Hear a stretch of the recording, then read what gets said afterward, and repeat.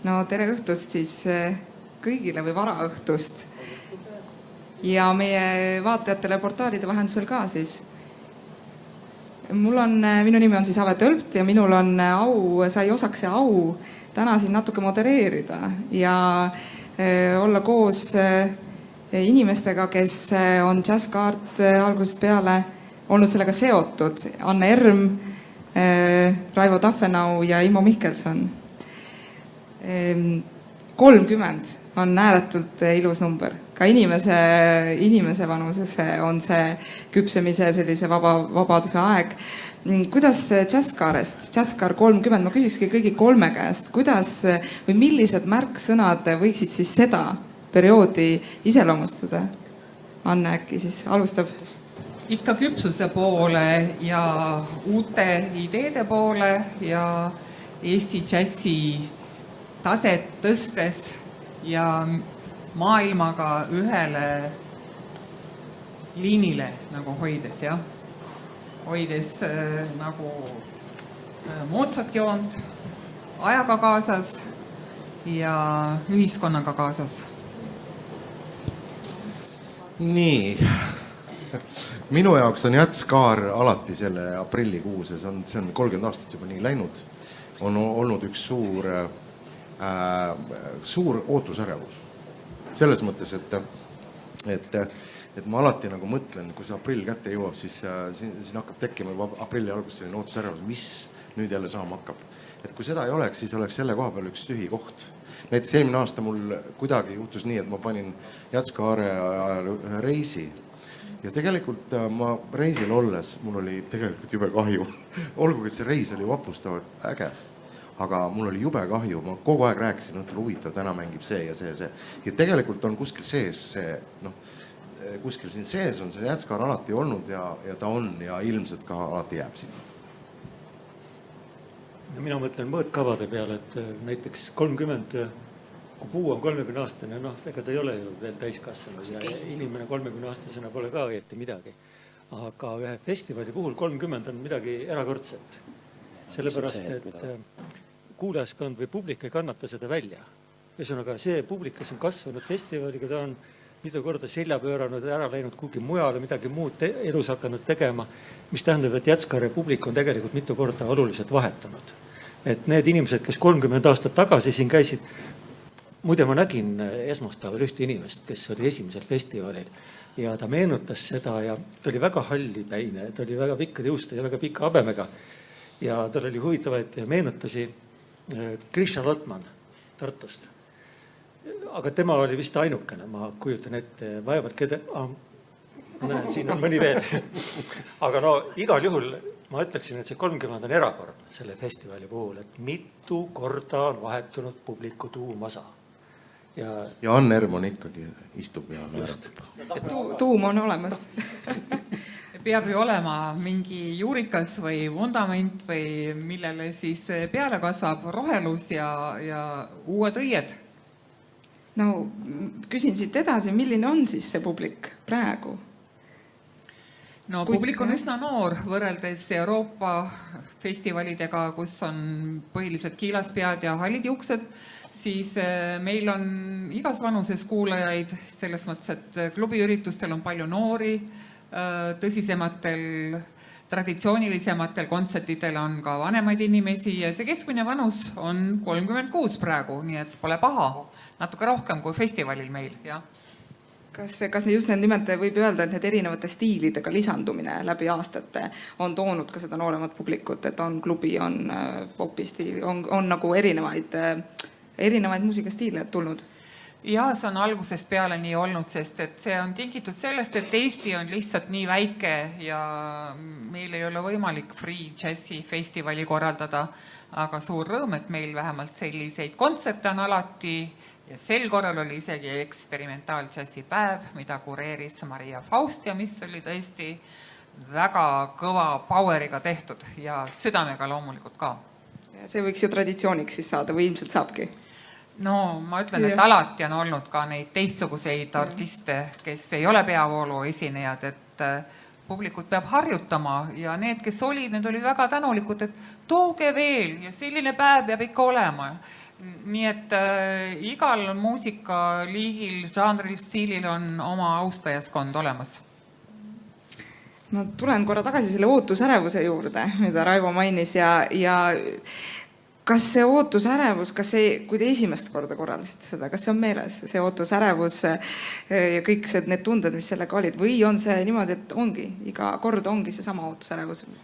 No see on natukene teistmoodi kindlasti läinud selline ootusärevus, aga ma pean tunnistama, et nüüd otseselt seda emotsiooni ma väga ei mäleta. Mul oli tol ajal, kuna ma alustasin selle jazzmuusika tegemise saksi mänguga, kui ma olin 21, ma sain esimese tunni, et ma alustasin ikka suhteliselt hilja.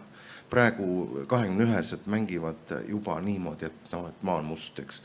Ja siis minul oli tegemist see muusikuks olemise ja selle vahel selline kõva sisemine rahmeldamine käis. Aga Anne oli nagu see inimene, siis, kes mind aitas, nagu võttis nagu nööbist kinni, et näed, see on sinu koht täna, mängi siin.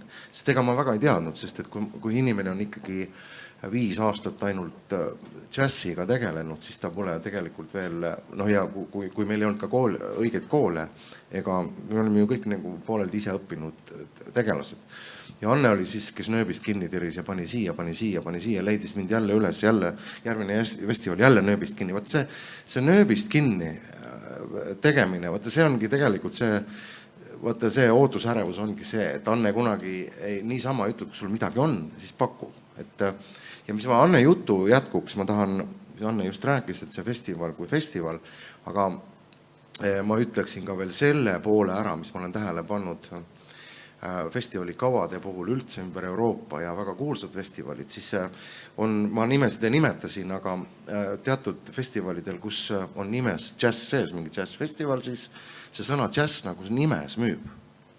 Aga muusika seal sees enam ei kipu müüma. Ehk siis minnakse rõhuasetusega suurtele popstaaridele, ehk siis tõmmatakse sellega muidugi plats täis, sinna 20 000 inimest, ja siis sellega finantseeritakse siis väikseid kohti, kutsutakse neid selline.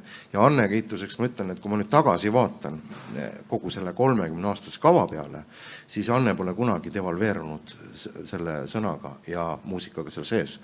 Et see on ikkagi džässipõhine. Siin võivad olla mõned pop-artistid kusagil, mis on ka täiesti normaalne.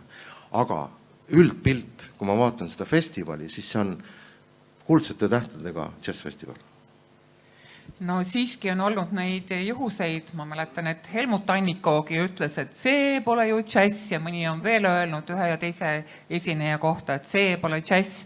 Aga Raivo kohta tahan öelda, et muusiku selle miski tunneb kohe ära, et kui ta on noor ja andekas ja ambitsioonikas ja siis on talle vaja anda võimalusi ja sinus oli kõik see olemas. Aitäh, Anne! Kuidas Immo? See, mida Anne praegu rääkis ja mis Raivo jutust nagu ajandas Annet seda rääkima. Anne on inimene olnud, kes on võtnud vastutuse. Et nüüd ta võtab Raivol kratist kinni ja tõstab ta lavale sinna. Ja Raivo mängib ja Raivol on hea meel ja inimestel, kes kuulavad, on samuti hea meel, sest Raivo mängib kihvtit. See selleks, eks ole, aga... Sest keegi peab olema, kes võtab vastutuse, et ta julgeb kellegi esile tõsta. Jaa, aga tähendab, ma võin teile ausalt öelda, et ma kuulasin nüüd, kuna ma teen Rewrite'i 190-ndast ja seal ma kuulasin ka oma mängu natukene, andke andeks, ma ei osanud üldse mängida. Vabandust, see oli kohutav. Ja ma ei saa siit sellest taustast nüüd, et Anne ikkagi nägi midagi kuskilt ja andis selle tõuke.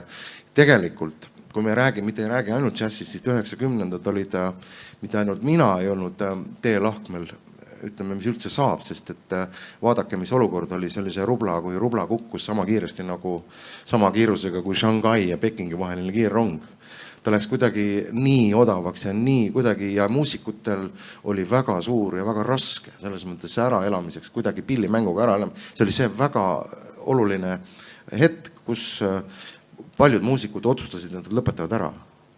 Ja kujutage nüüd seda ette, et 90-ndatel oli näiteks saada laeva mängima tantsuansamblis, siis oli privileeg, see oli lotovõit. Et need ajad olid siis ja sellel tasandil, vaata, me hakkame rääkima. Kui keegi küsis mult, et kuule, kas sul nüüd meeles ka on täpselt see, ma mäletan seda emotsiooni, meil oli kõigil väga raske. Ja siis oli vaja kedagi, kes meid sikutaks siis lavale inimestele. Ja see oli siis Anne Pärts. Aga vaatamegi korra, jah, soovisid lisada? Ma isegi ei soovi nüüd lisada, vaid ma tahtsin öelda, et see, mille Raivo mängu tõi, see taustsüsteem, milles festival sündis, et see on erakordselt oluline meelde tuletada, et see taust oli teistsugune kui praegu. Et see väga sarnanes olukord sellele, kui kevadel lastakse varsad Koplisse ja tegelikult on Kopli laed ära võetud. Ja varsad võivad ükskõik kuhu joosta, nad on segaduses, nad ei tea kuhu joosta ja kõik jooksevad eri suundades, teevad eri asju. See oli tegelikult metsik aeg, tohutult palju oli ajakirjandus väljaandeid. Festivale oli mitte päris nagu seeni, aga üldiselt üksjagu palju. Ja nendest väga vähesed, ütleme, üks jäi ka alles. Millest me räägime. Ja kogu see tegevus inimesed ju ka ei teadnud, mis on võimalik, mis on lubatud, mis on keelatud. Kõik tahtsid midagi proovida, õhin oli väga suur, eks ole. Sa ju proovisid ka palju seda asju enne, kui sa teada, et nii ei tohi ega saa. See oli metalli ärikate kuldajastu, eks ole, toodi Venemaalt metalli ja nii edasi. Ja ma pean tunnistama, et ka mina ma tahtsin mul väga saksofone endal, mul ei olnud ju pilli, mul olid Amati saksid ja Veltlangi saksid ja ma tahtsin saksofoni ja selle nimel ma ostsin Tiiu Silve selle Balti jaamast ära 0,5 kilomeetrit raudteed näiteks ja viisin talle sinna platsi peale. Nii et ma olen ka kättpidi nagu selles ajastus, selles kohutavalt raskuses, samas on sul mingid unistused. Need unistused on sellised, mida praegu keegi ei kujuta isegi ette. Ütleme, lähed poest, ostad pilli, tellid netist pilli, aga tookord polnud pille. Mul oli siuke ront käes, ma ei saanud mängida, ta ei katnud, ta ei häälestud.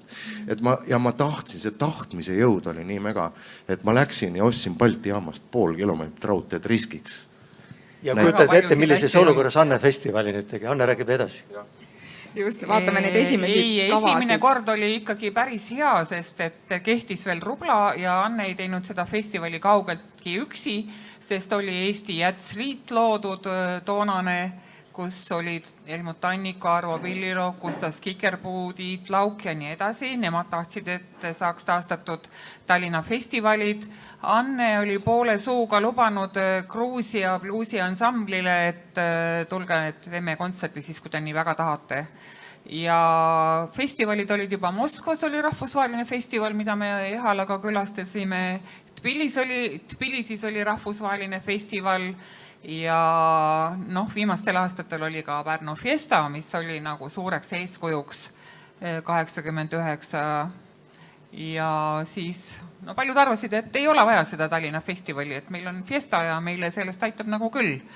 Aga see esimene kord läks tõesti suurelt ja kõik aitasid, et oli Valter Ojakäär, kes soovitas Soome-Rootsi esinejaid, isegi 67. aasta staarid sai tagasi kutsutud, Tomnerus siin, Arne, jah. Ja siis oli Vene muusikakriitikud, Vene seltskonda tundsin ma väga hästi, nende raadiotoimetajaid, nende džässikriitikuid, nende muusikuid, sest seal sai sagedasti nagu käidud nende festivalidel. Ja siis muusikud ka soovitasid üht-teist, Villu soovitas Debbie Cameroni, tegelikult ma tahtsin tema ema kutsuda, aga Villu ütles, et ema ei saa, et võtame siis tütre. Ja ütleme, selle asja kallal oli palju inimesi, aga Anne osaks jäi siis kava kokku panna ja otsida sponsorid. Mul on siin terve pikk nimekiri, siin on Kohtla-Järvet on 3 korral, mööblivabrik, auto, kummide, remonditehas, põlevkivi, tootmiskoondis ja igasugused raudbetooni detailide tehased ja külaehitused, väga palju. Ja raha läks sinna Eesti Kontsertile, palju tuli, ei tea. Lõpuks nagu viimasel festivali päeval jäi nagu, öeldi mulle, kirjuta garantii kiri, et sa maksad. Võlad jäi minu kaela, raha jäi sinna, jah, aga saime kõigest üle. No, kuidas sa täna neid esinejaid, kuidas sa täna seda programmi kokku paned? Juba siis oli mitukümmend kontserti. Kust sa seda inspiratsiooni saad? Sa külastad palju teisi festivali ja nii edasi, et aga kust te tuleb kõik? No sa ütlesid juba ära, et oma kõrv on kuningas, et kui sa oled kedagi kontsertil näinud, kuulnud ja tõesti, et ta puudutab sind, et on ta karismaatiline, et ta on sügavust, no siis sa julged kutsuda, aga no tänapäeval ikkagi see YouTube aitab ka, aga tol ajal ei olnud isegi arvutit mitte, et sa pidid kirjutusmasinaga trükkima või raadioteleksiga said sõimukirjasid sealt ühelt agentuurilt, kelle esineja sai ära öeldud. Ja siis nagu 20 aastat hiljem seesama mees tuli, kes oli mulle saatnud nagu ühe grusiinlase, et mind vangi panna. Tuli 20 aastat hiljem tipa-tapa Rootsist ja pakk nagu Dixilandi plaate kaasas, et järsku te hakkate siin korraldama Dixilandi kontserte. Aga seda mitte juhtunud, aga ühesõnaga esimesel korral oli nagu palju abinisi ja palju segadust nagu ka, aga siis kui ise hakkasid kontrollima, kuidas asjad lähevad, siis nad ikka hakkasid tasapisi paremini minema, nii nagu majandusel hakkas paremini minema. Ja muusikud võtsid ka asja tõsisemalt, kuigi sellest esimesest korrast mul on ütlemata hea meel, sellepärast, et seal on 47 kollektiivi on Eesti Raadio salvestanud ja aitäh Aarne Vahurile ja kõikidele nendele helirežissööridele, et see kultuuri jäädustamise missioon oli tol korral ikka imetlusväärne, et aitäh nende aastate eest ja mingil ajal nagu läks kõik raskemaks. Mina kuulasin üle need enamus kontserte, mul oli see privileeg, et kuna valmistasin kontsert ette, siis mind lasti sinna Fonoteeki ja ma arvan, et ma istusin seal 5 tundi. See oli ääretult põnev. Ma ei tea, ma ei saa soovitada inimestele, et kuidas seda kõike kuulata, sest seda ju vaevalt, et raadiost lastakse, aga... Ikka lastakse, ma tegin sellest saate. Aga jutt on praegu nagu viimase päeva kontserdist Reeve Wright, mis Reeve Wright 1990, et Raivo on selle enda kanda võtnud. Ja ma küsingi siit edasi siis, et mis sa võtsid sellest 90-ndast, et sa kuulasid kõik need läbi, sa analüüsisid, mis tuli nüüd kaasa. Seda enam, et sul on teised muusikud ka laval, on Liisi Koikson, Tõusev Täht, Marianne Leibur. Kuidas siis nüüd see sündis? No tegelikult see protsess on, ma tulin just praegu proovist, meil oli täna viimane proov, enne lavale astumist, kõik tundub praegu kokku kenasti loksuvat, aga tegelikult see näiteks mõned lood, mis seal ma ise välja pakkusin, et saatsin poistele, et tehke seda, nad ei taha seda mingil juhul teha. Ilmselt neid valdab samasugune tunne nagu mind, kui ma enda mängu kuulasin. Et nad lihtsalt põhimõtteliselt seda lugu teha. Tundub nii. Aga samas jälle, mul on hea meel, et näiteks Marianne Leibur ja Liisi, et vaata, kuna nemad on umbes sellal... veel hiljem sündinud 5 aastat. No Liisi võib-olla läheb sinna kuskile, sünnikuupäevaga enam-vähem sinna piirkonda, aga Marianne on ju veel noorem ja nii edasi. Et nendel nagu sellist nagu foobiat või sellist halba äratundmisrõõmu nagu ei ole. Et nemad võtavad seda asja nagu täiesti siiralt, täiesti vabalt, siis mina saingi nendele nagu, vaata, näed, Silvi laulis seda. Näiteks, kas sa oled nõus? Muidugi. Reet Krommel laulis seda, kas sa oled nõus? No muidugi. Et seal nagu see balanss tekib nii, eks. Aga mul on hea meel, et ikkagi laval on Tanel Ruuben, Tao Remmel, Ain Agan, Raul Vaigla. Ain Agan, Raul Vaigla olid need mehed, kellega meil oli privileeg mängida, siis saada see Unistuste laeva bändi töökoht, et tol ajal. Et nad on siin nüüd laval ja võib-olla see laeva ja see Jätskaare ja see ühendumine, et me pidime kogu aeg olema niimoodi manipuleerima, et üks asi on see toimetulek, teine asi on jälle siis kontserdi tegemine. Et need 2 asja on hoidnud meid ikkagi elus ja mul on sellest ülimalt hea meel, et see seltskond, kes lavale tuleb, on üli heas vormis. Et seda on ikka nii kihvt vaadata pealt. Ja mida me siis, mis sa ütleksid, mis see Reeve Wright nüüd on? Mis see põhituum on, mis sa meieni tood? Nagu Anne rääkis, et mul oli seal üllatusi. Näiteks selline bänd nagu Moskva, ma arvan, et siin saalis on väga palju, kes mäletavad sellist bändi nagu Allegro. Nikolai Levinovski. Ja Levinovski ja tema oli, Allegro oli siis nagu siin ja kui ma seda kuulama hakkasin, siis mul tuli nagu paar asja meelde, et ta tegi sellist ülimeloodilist sükest lihtsat või sellist lihtsa harmooniaga, sükest ilusat sükest džassi tol ajal, mis oli väga moodne.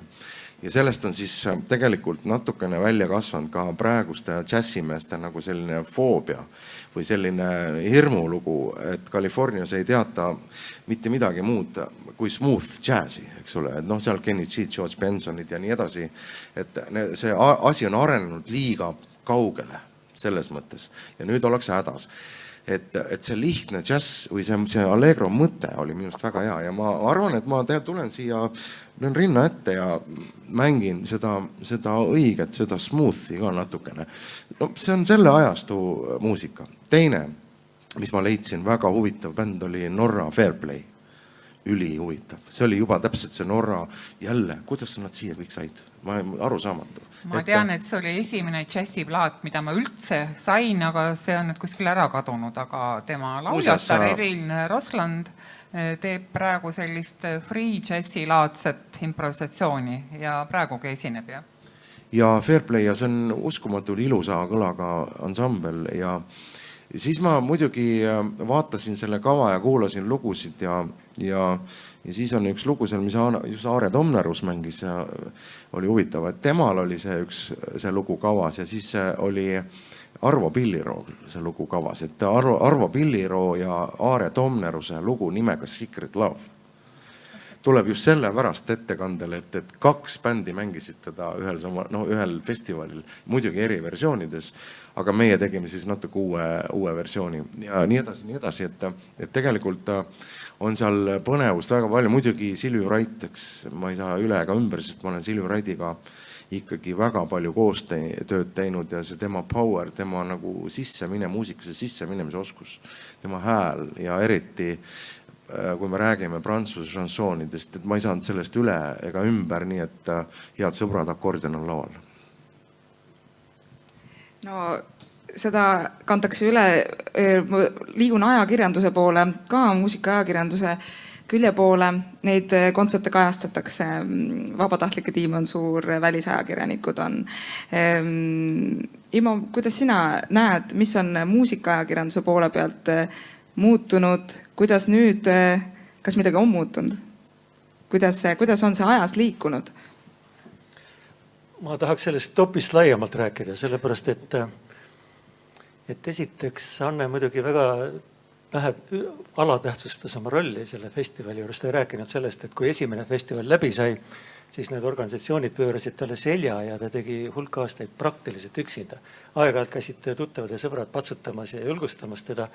Ja Anne vedas selle kuskilt hämaratest kanalitest oli raha läks teadagi kuhu muusikasse ja põhimõtteliselt oli see, et publik õppis seda festivali vähehaaval arvastama, sellepärast et need esinejad olid väga kihvtid.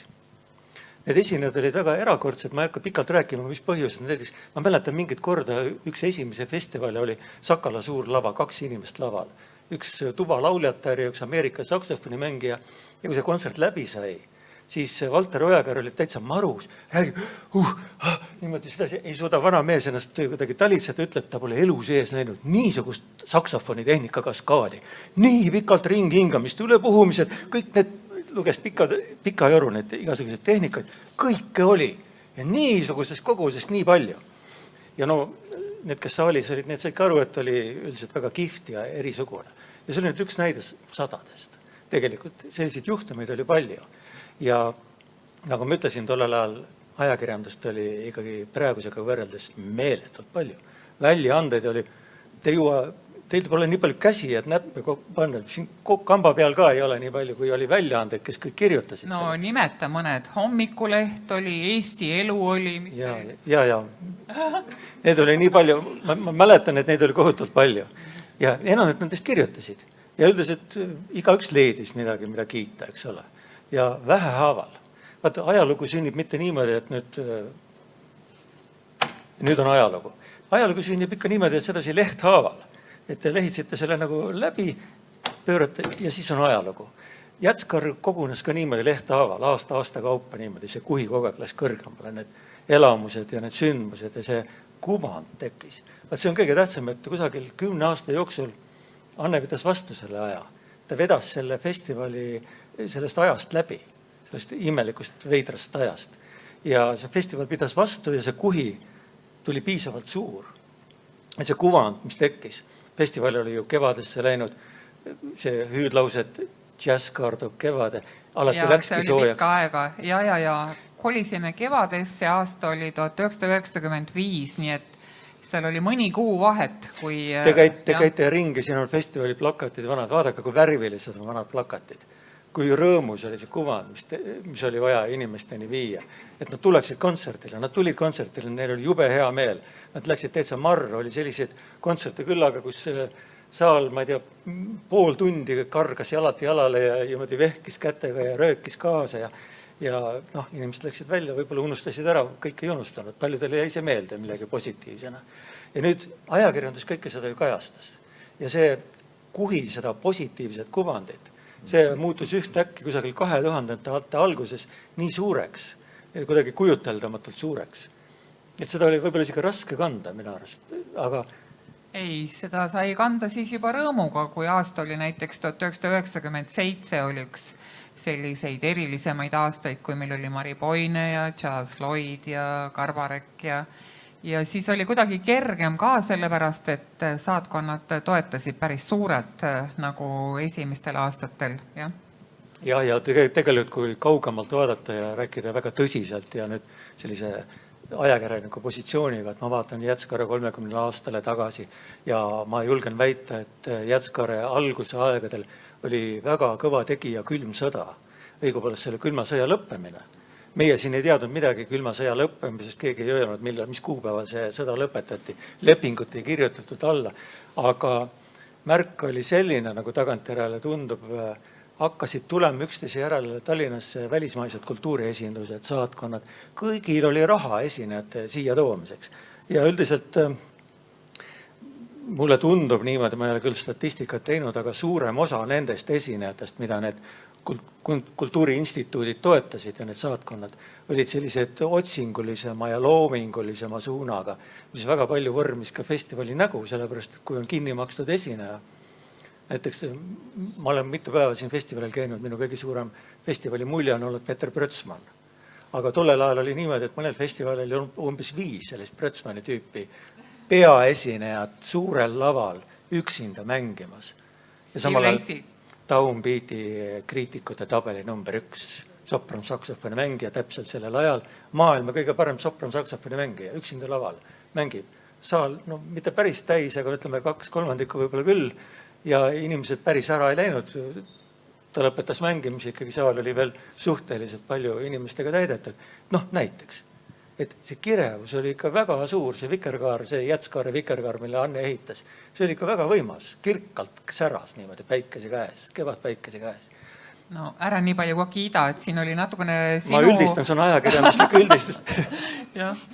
Et Immo osa oli ju ka päris suur siit, vaata teisest aastast 91 alates sina nagu portreteerisid neid artiste, kes meil siia tulid ja see 91 oli üsna raske ja veidi lahja, sellepärast, et absoluutselt raha ei olnud ja siis veel Kultuurkapitali ka ei olnud. Ma tahaksin hüüda siin ka Tiit Kusnetsi nime vahel. Tiit Kusnets algusest peale tõlkis need väga kihvtilt inglise keelde, nii et ka välismaised inimesed said aru, kui pöörane festival. Ja üldse, mina olen ka tähele pannud seda, et vaat seda ajakirjandust nüüd natukene jälgida, siis isegi ma mäletan seda, kui mul olin väga produktiivne tol ajal mingil hetkel elus, siis mul ilmusid need plaadid ja siis oli veel see aeg, kus ma palusin Immol, et kuuleks sa kirjutad midagi. Kuulas plaadi ära, jah.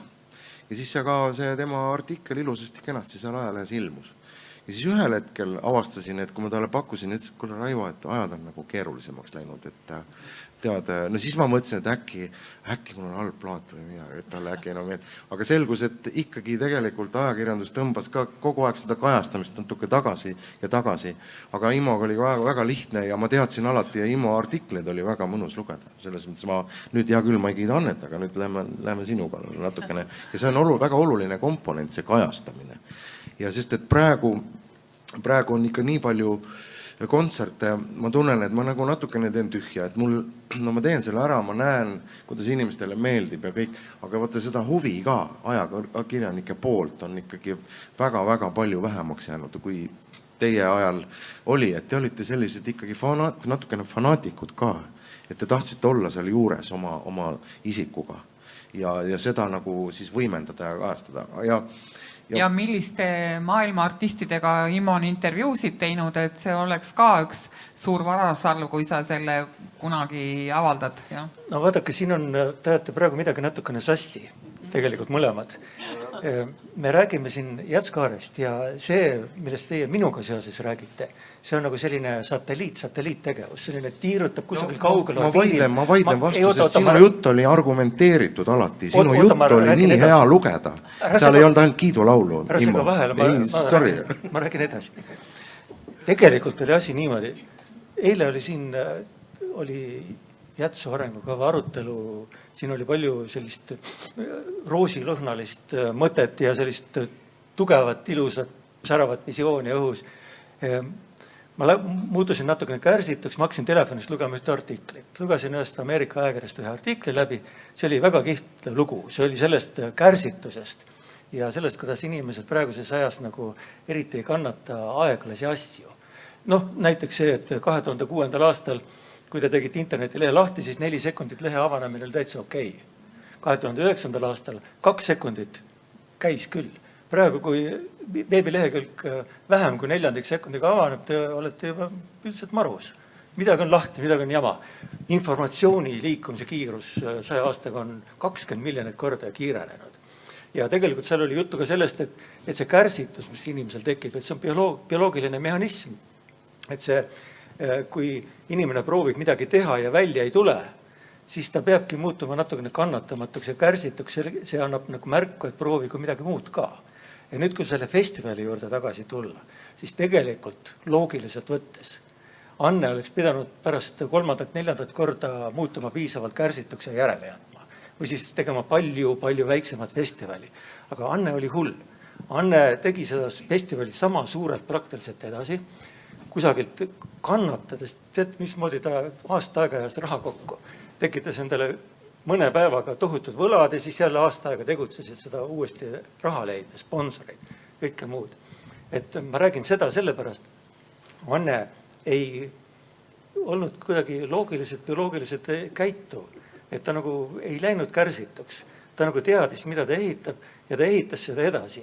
Ja vaat, kui sa oled sellise inimese nagu kuidagi orbiidil või läheduses, et jube kihvt on ka natukene nagu fanaatiline olla, sellepärast teine on 100 korda fanaatilise mees. Et see, tegelikult käib see niimoodi. Ja ma kujutan ette, et ka Eesti muusikutel, kes seal festivalil käisid, Raivo kaasa arvatud, see Anne hullus hakkas ikkagi mingil hetkel natukene külge ka. Ehkki paljud festivali lavadel mänginud muusikud, siin Helmut Annikot mainiti, eks ole. Tema kindlasti ei olnud ainukene, kes ka nina kirtsutas ja võib-olla tahtis enamat, et Anne tehku veel natuke rohkem midagi. Aga tegelikult see festival 90-ndatel minu seisukohal vaadatuna oli Eesti muusikutele nagu suur ukse avamine maailma. Tulid lääne muusikud, head muusikud, pillimehed, kes tegelikult ehkki uksed olid lahti ja raudselt eesriiet enam ei olnud, ega info ei liikunud, internet ei olnud. Me ei teadnud, kus, mismoodi mängitakse. Need mehed tulid siia, nad mängisid, jam sessionid olid. Raivo, sa teed ise, sa said näpuga puudutada, rääkida inimestega, koos mängida mõnega neist jam sessionil. See oli nagu tohutu. See on tohutu rõõm ja ma ütlen tohutu motivatsioon siiamaani, sest näiteks mul on tunne samamoodi, vaata see kärsitu, see jutt mul tuli alati meelde, ma olen nüüd ise ühte klubi siin 7 aastat peaaegu ajanud ja 7 aastat oli, mäletan, kui ma käisin Jyväskylas iga suve Jyväskylas Ammeri Jäts festivalil kogu aeg pidevalt mängimas, siis oli seal üks Jätsu klubi, mis oli Soome vanim ühe koha peal tegutsenud džässiklubi samas kohas läbi aegade ja see oli siis 10 aastat tegutsenud džässiklubi ja see on läbi Soome ajaloo kõige vanim. Nii, ja nüüd ma panin ka väikese teooria siin, et see kärsitus, et inimesed on ikkagi tegelikult samasugused edasi, et ega me pole muutunud, nagu 2000 aastat tagasi inimene sai valmis ja siis ta on valmis, niimoodi teoreetikud räägivad, aga aga mul on selline tunne, et esimesed 5 aastat on selline aeg, kus sa pead samamoodi publikut vedama enda järel siia kontserdile. Asjad muutuvad siis, äkki. Muutuvad siis, kui publikum ise vabatahtlikult lööb selle Jätskaare lehe lahti. Ma tahaks näha nüüd, mis Jätskaarel toimub. Ja sinnamaani, kujutage ette, et see võtabki kuskil 5-6 aastat. Ja kui publik hakkab ise huvi tundma, kuule, meil on Jätskaar tulemus, et ma vaatan, mis seal toimub. Mitte nii, et sa pead teda vedama ja seda pead temaga toimetama, et tule nüüd kohale vaata. Ja Anne on selles mõttes üks väheseid tõesti tubli, et ta see 5 aastat kuidagi või vähemalt ennem, kui siis inimesed hakkasid ise üles vabatahtlikult otsima. Jah, mis ma pean selle peale kostma? Ma jäin just mõtlema seda publiku koha pealt, et kui ma olen publiku küsitlusi viinud, et see publik, kes tuleb siia ja entusiastlikud, et tõesti ise tulevad, see kuvand on samamoodi värvikirev ja kuvandi peal hakkasin samuti mõtlema, et kui kihvt ja värvikirev see ka praegu on. Ja publiku seisukohalt on ju asi tundub väga hea.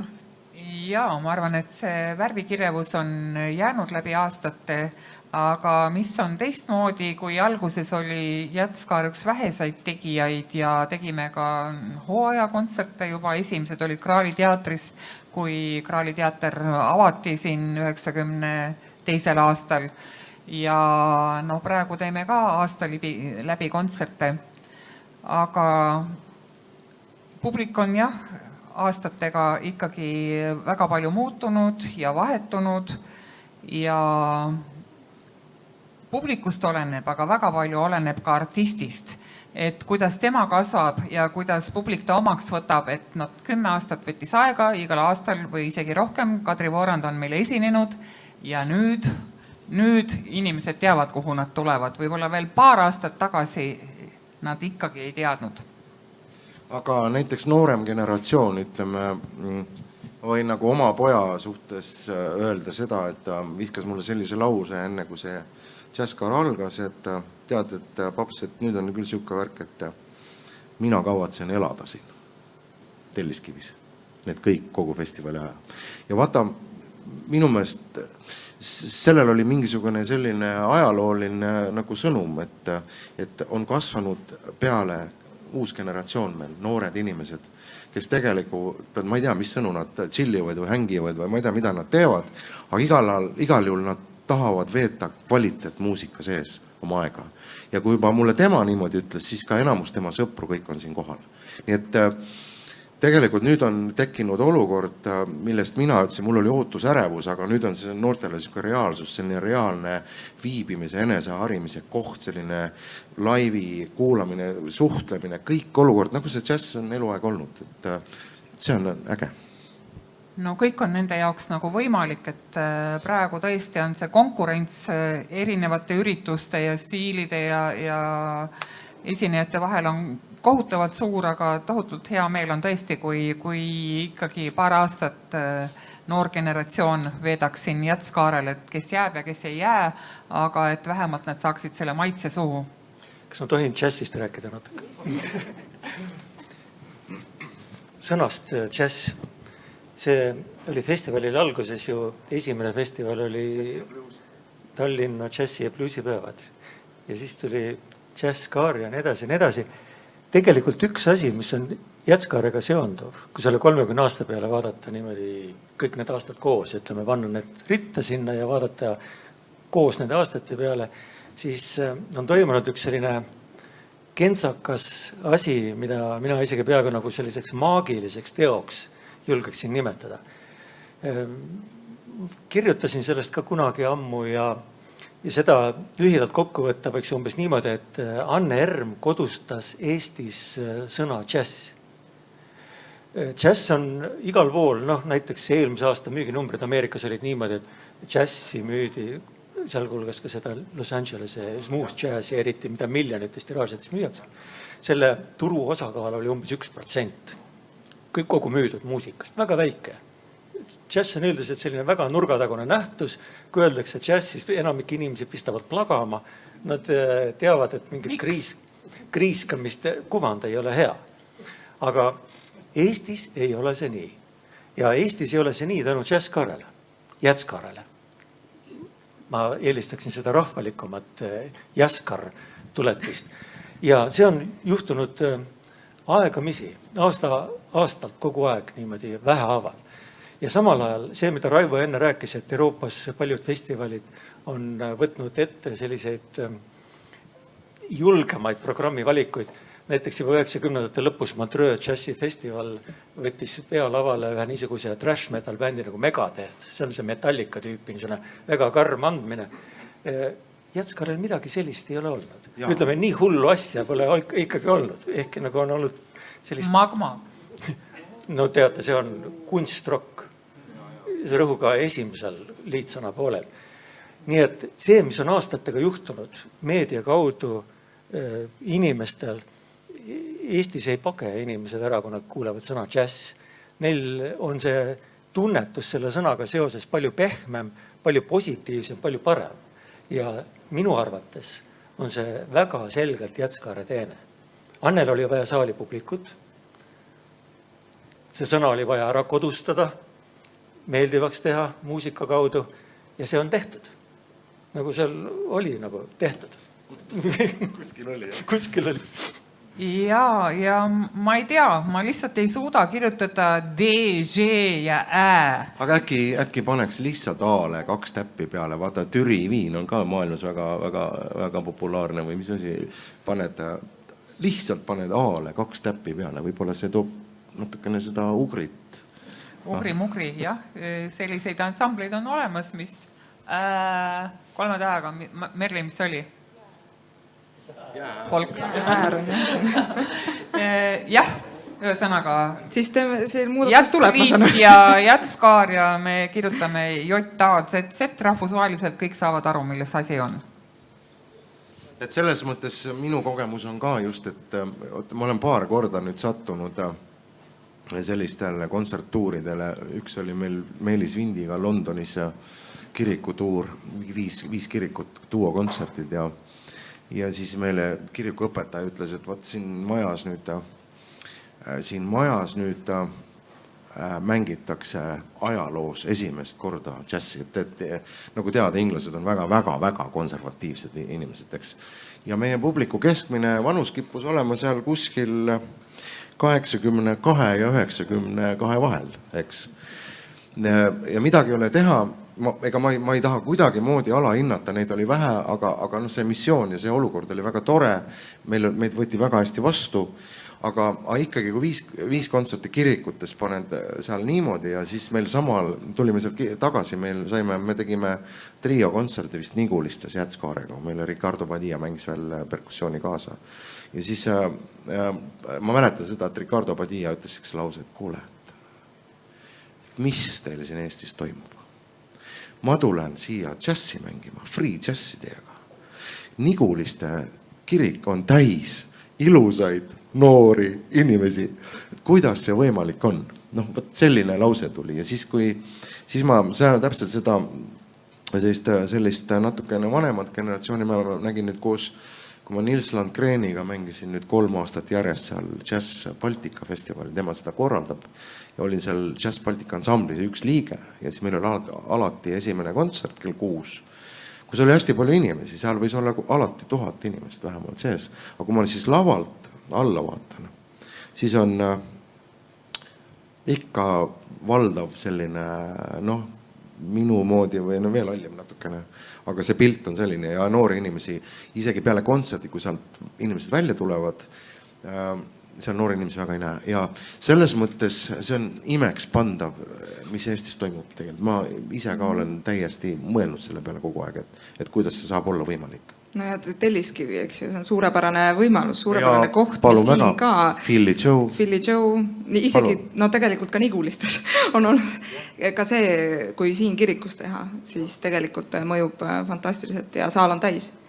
Et tegelikult see kuvandi loomisel ka kohamõju on ju ääretult tähtis ja see, et see tervikuna siin Telliskivis aset leiab, see on selline määrav. See on suurepärane. Et vahepeal oli selline kodutu tunne, nagu kui sa pidid otsima, et kus sa nüüd saad seda festivali teha, et üks kontsert siin, teine seal, kolmandas kohas, sest me olime nii harjunud selle 16 aasta jooksul seal Sakala keskuses olema, kus olid head klaverid ja head tingimused ja mis oli üks uhke hoone, palju uhkem kui praegune Riia kongresside palee, mis toimib ikka kontserdisaalina. Jah.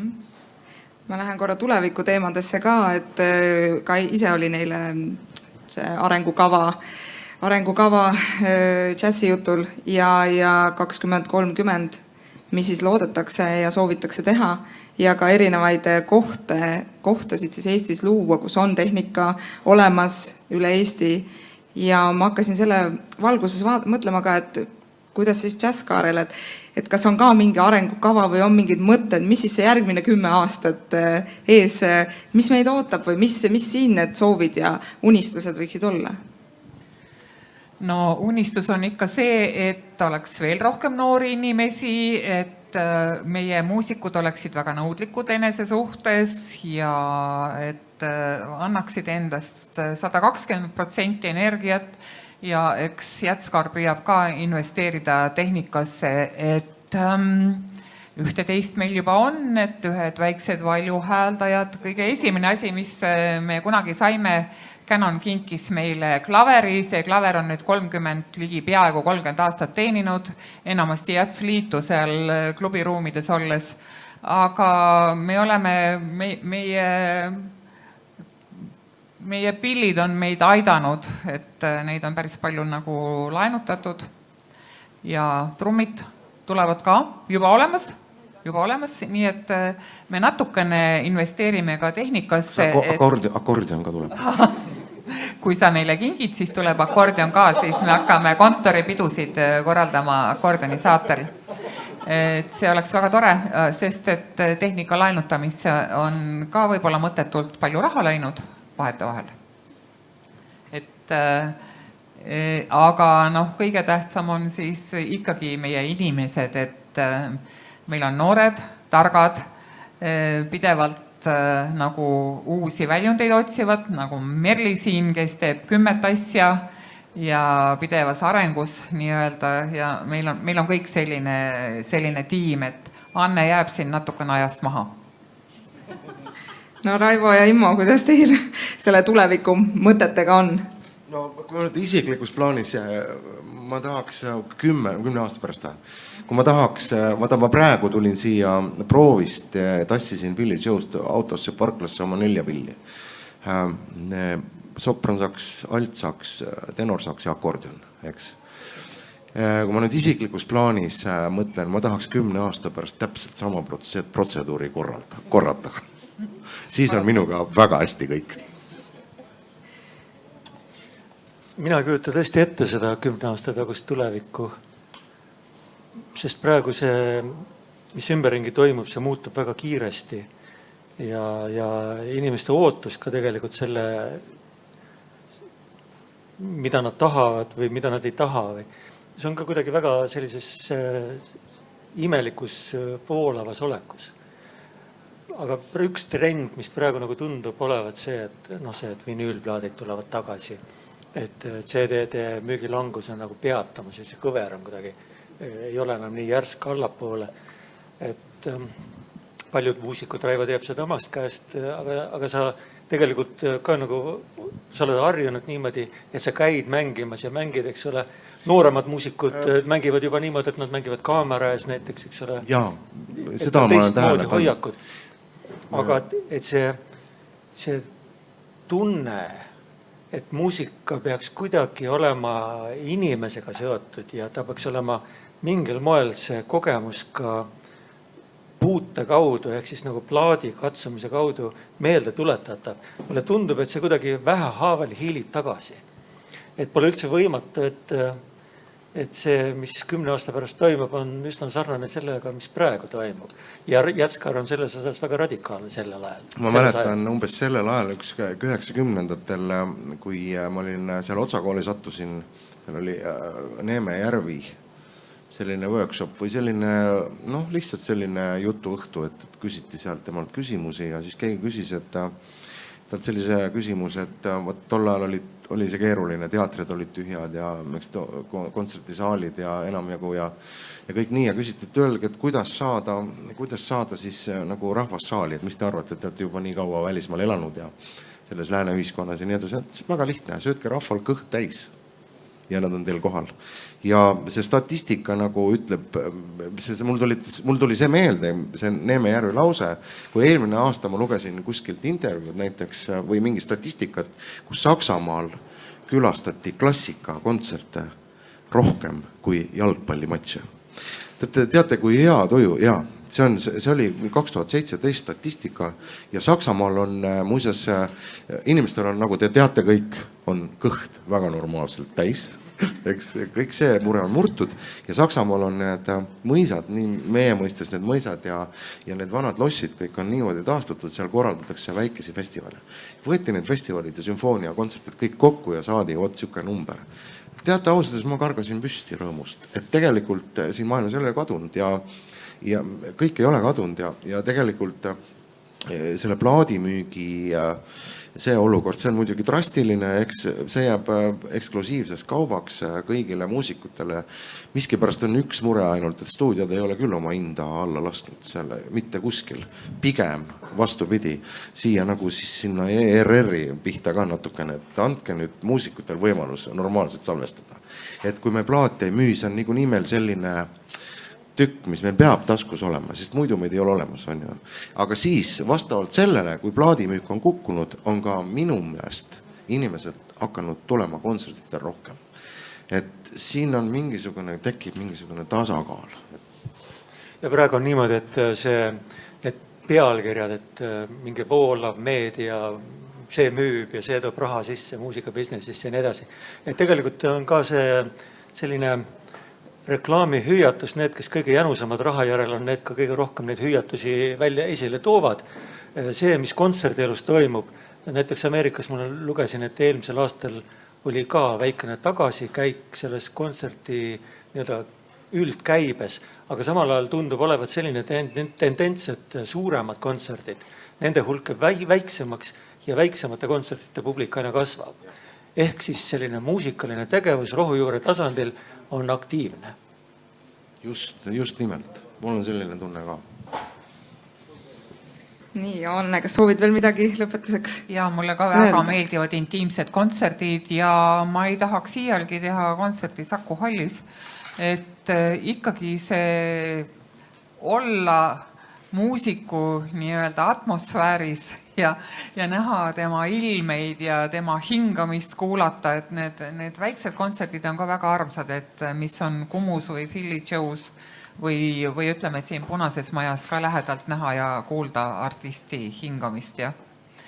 Et ma usun ka, et inimesed lihtsalt peavad võtma endale seda aega, et muusikat kuulata. Ma ütlen, et me ei oska oma aega planeerida, mina ka mitte, et ma tahaks rohkem lugeda, rohkem kuulata, rohkem käia, aga kõik ei jõua. No, meil on väga ilus sõnum see aasta, kuula džässi. Nii et ma loodan, et inimesed kuulavad seda, tulevad kontserditele, kuulavad ülekandeid. Ja tänu Klassikaraadio ülekannetele on meie auditoorium palju suurem. Ja meil läheb üks kontsert ka džässipäeva. On nii? Ja. Ja viimane aprillipäev on džässipäev ja aprill on džässikuu olnud juba aastaid rahvusvaheline džässikuu. Head džässikuud, head Jatskaart ja lähme kuulema kontserti. Just. Pühapäeval Rewrite. Jatskaar 30 Rewrite. Tulge kõik. Saab olema väga lõbus. Ja, aitäh teile. Aitäh.